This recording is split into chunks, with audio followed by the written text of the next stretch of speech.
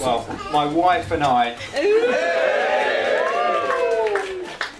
would like to welcome you great ladies and gentlemen to this great occasion. I'd like to thank you all for coming, really, because however small a part you've ever played, you've played a part in our lives, and it's great to see you here. And it's and your presence here is so important to us. And I hope you really enjoyed the service and that you really continue to enjoy the reception. To be honest, I'm quite overcome with emotion, which is kind of leaving me a bit speechless. It's a bit inconvenient at this point. Before I begin, truly, I'd just like to say, as a wedding is a time for joy and fun, there's also a time when our thoughts inevitably turn to these people who cannot be with us today. So I'd like, if everyone was willing, for all of us to raise a glass to Uncle Terry, who I'll always remember with a great love and affection. Uncle Terry. Terry.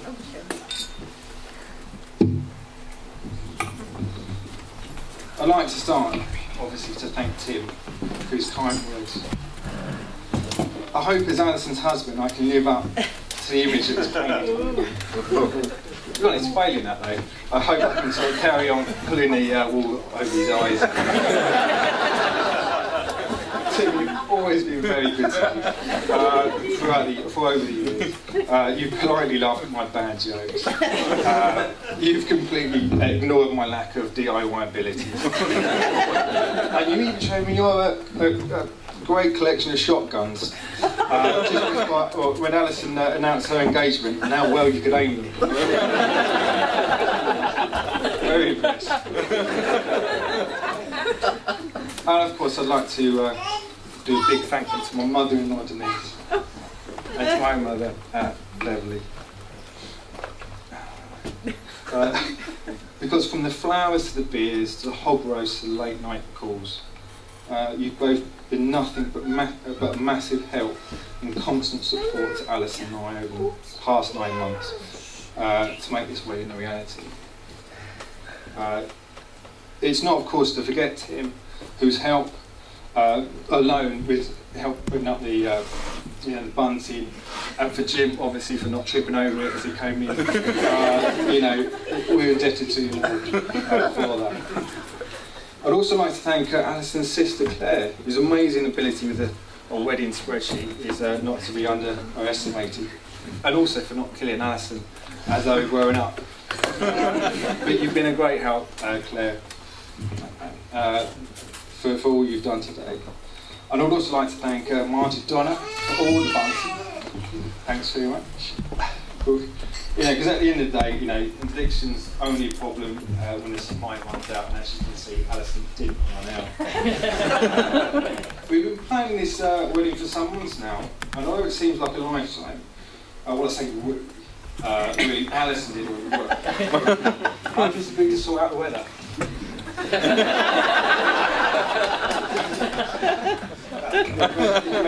Enjoy your experience as well. You probably don't see it too much now, but I was actually sporting quite a nice kind of graze. Where?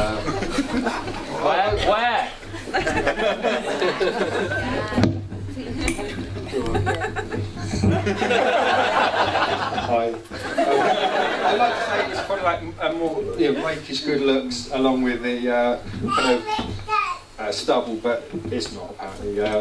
It was another attempt of me perhaps looking a bit more street than with the kids. But apparently my trousers weren't low enough, and so I'm not going to get past that one.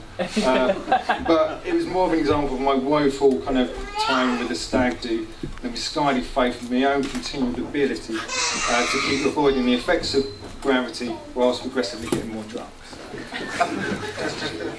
And Hindu, meanwhile, suffered no such mishap. Alison just had to smack her naked man bum.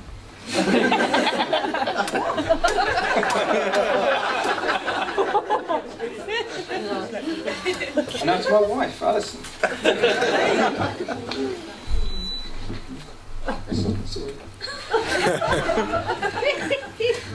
That's my you have made me feel every bit the luckiest man in the room today. You look as beautiful as you did as you do right now. You couldn't add anything in my eyes to make you look any more stunning.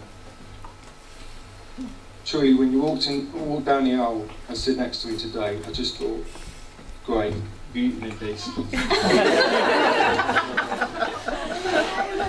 I'd also like to thank my wife for everything she's taught me over the past few months. But the wedding invitation must be sent in a specially designed envelope. That if a necktie doesn't match the bridesmaid's dresses, then everyone will be disappointed. And that the capacity for forgiveness is a very good trait indeed when the husband's attempt at facial reconstructive surgery using only a paper doesn't come quite off as it planned. But seriously, I have the same impression of Alison now as when I first met her. That she was a beautiful, witty, charming and clever, friendly and thoughtful person. Also, now of course as she's a school teacher, she has the added bonus of already being familiar with dealing with tantrums and bad behaviour.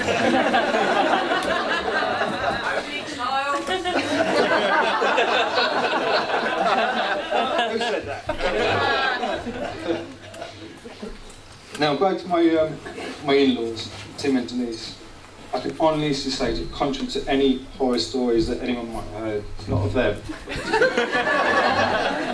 True. They are amazing. But I've always known that, of both of you. No one could ever have raised such a beautiful and intelligent woman as Alison. And I've loved every moment that I spent with you. And as Tim said early on, we did go through quite a bad time, a very bad time. And we all got through it together. And you've never made me feel anything apart from, part of the family. So thank you very much. And that's me, Mum. You have been wonderful throughout my life, Mum. Apart from the time when you hit me with a baseball bat.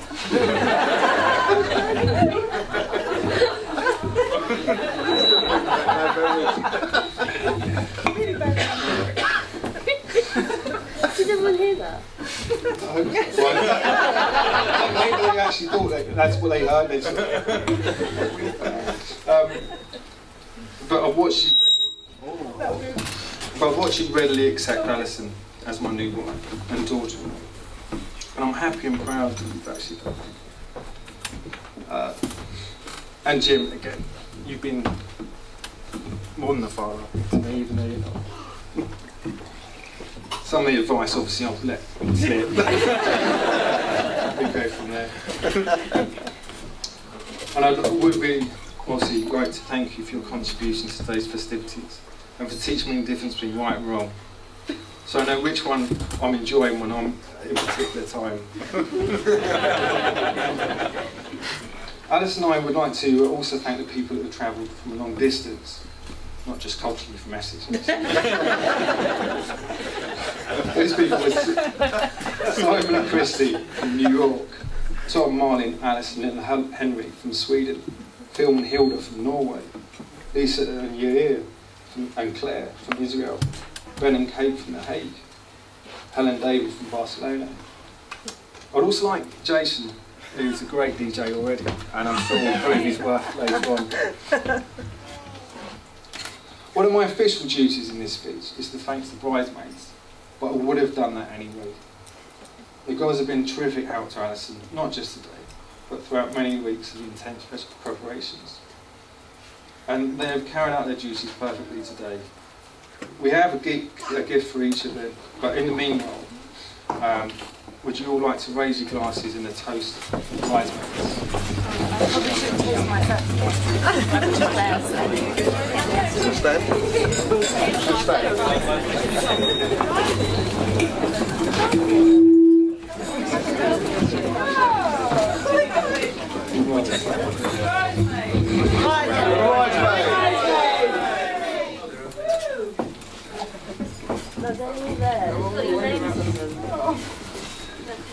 Now, a slight break from the norm, but perhaps not entirely, well, perhaps not entirely. Those who know Alison would like to know that my wife would like to say one last thing. Give a nice round of applause, ladies and gentlemen.